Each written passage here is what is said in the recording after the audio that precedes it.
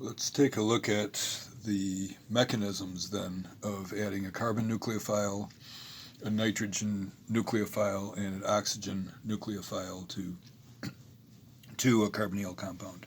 So the carbonyl compound can be an aldehyde or a ketone. It's going to be the same mechanism as you saw on the pink sheet with a variety of different examples, some involving aldehydes and some involving ketones. So whatever mechanism we figure out that'll react to give products from aldehydes will be the same as with ketones. So as we're figuring out a mechanism, what we're doing is figuring out what bonds are broken and what bonds are formed in what order. And we're showing those things happening in that order. So when we looked at the pink sheet, we figured out that there's in this reaction with a carbon nucleophile, any carbon nucleophile, we were going to break the CO pi bond. We were going to form a new carbon-carbon bond, and we were going to form a new OH bond here to the carbonyl oxygen, and then we were going to break a OH bond with from H3O. And so we already know that this is a reaction-wise, it's a two-step process. It's a completely separate reaction doing the Grignard as it is adding H3O afterwards. We're not dumping these together, and we already know that from our extensive experience doing Grignard synthesis. So so as we're coming up with a mechanism, and we've already done this mechanism, so this is a good one to start with. It's fairly straightforward. But as we're coming up with a mechanism, we're thinking through, if we break this bond or we form this bond, are we going to have reasonable charges based on the solution that the reaction is in. So let's start out by looking at what we have here. This is a carbon with a negative charge on it, and so we know that it is a strong base, and we know that it's a really good nucleophile. So this is in basic solution here. And then we have the ketone here, which we will call a moderate electrophile. So our nucleophile is going to attack partial negative, partial positive. It's going to be attracted to the partial positive carbon. It's going to kick up the electrons on there. And so we have a nucleophile, we have a species with a partial positive charge. That's what we would predict would happen even if we hadn't discussed this over and over again over a period of time. So the net results of that reaction then is that we have broken the CO pi bond, so we can check that off, and we have formed a carbon-carbon bond. So we've already done two of the things that we need to do in the overall reaction. And then the last thing that we need to do is to add a proton onto this negatively charged oxygen. And so this is a strong base with a negative charge on oxygen, and then we have a strong acid here in H3O. And so if we dump in H3O, then we get the acid-base reaction, and we're forming a new OH bond, and we're breaking an OH bond. So we're checking that off, and we have completed the entire mechanism. And it's only two steps, which is nice. I mean, and most of the mechanisms that we have seen in the past have only been two steps, because not many bonds need to be broken or formed. So that's the first reaction. The second then type of reaction is our nitrogen nucleophile reacting. And I have down at the bottom of the sheet here, you can pause the video if you want and write these down again, the bonds that are broken and the bonds that are formed in this reaction. We started out with a CO double bond, so we're breaking the sigma and the pi bond there, and we're ending up with a CN double bond, so we're forming a pi and a sigma bond between carbon and nitrogen there. And then we had an amine that we added, and we broke both of these NH bonds, and then we ended up forming water in the end and formed two OH bonds.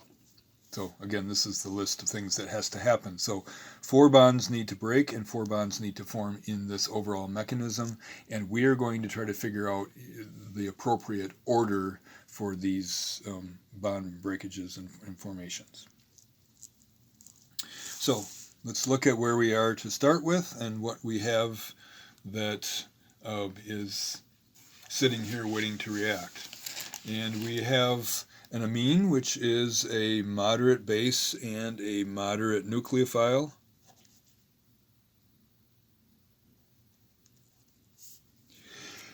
Excuse me.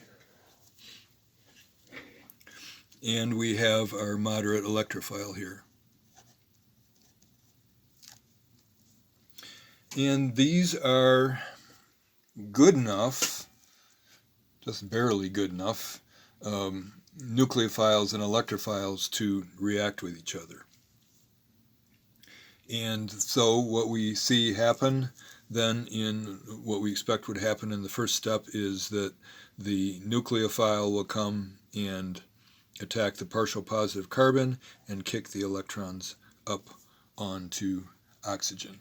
And this reaction, turns out this reaction goes best in a mildly acidic solution, so pH 4 to 5, something like that. And so this is mildly acidic, and so what we're expecting to see then is mostly positive charges and neutral charges. It turns out that after this first step then, we have a negative charge and a positive charge in the same species here, and this is not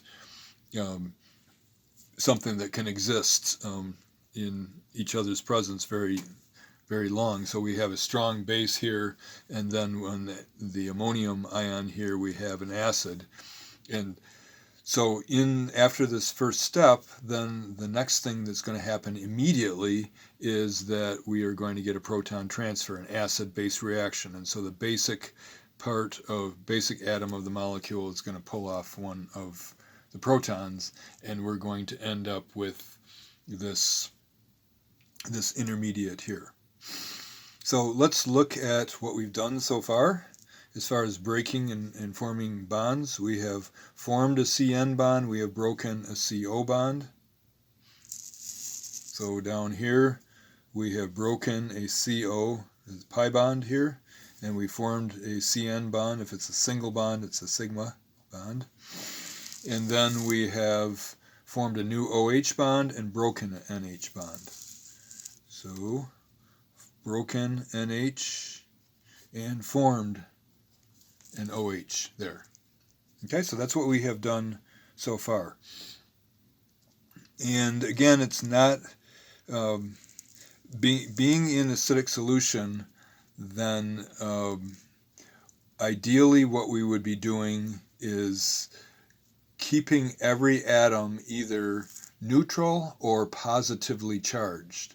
We typically do not form negative charges in acidic solution, and this is a little bit of an exception. We'll talk more about that in a little bit here.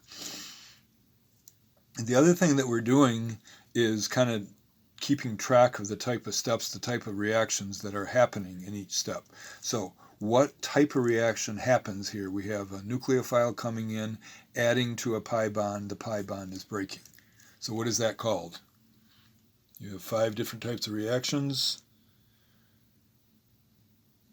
addition, elimination, substitution, what else? Rearrangement, and acid-base. So which one of those types of reactions is this first reaction? And we typically list them in either right over or underneath the step, or list them separately what type of reaction it is. And so we're breaking a pi bond, and so this is an addition. Step number 2, this is acting as a base, and this is acting as an acid, and it's an acid-base reaction, but it's an acid-base reaction within the same molecule. And usually we refer to acid-base reactions as proton transfers. So this is a proton transfer. Okay, so we have done the first two steps, and we have broken two bonds that we wanted to break and formed two bonds that we wanted to form. And then we have this in acidic solution, so we always have H plus that is available here. Now think about where we have to go from here to get to the final product. We have to form another carbon-nitrogen bond here, a pi bond. We have to get rid of this hydrogen. We have to add this hydrogen over here, and we need to kick this out as water. So that's where we need to go from here.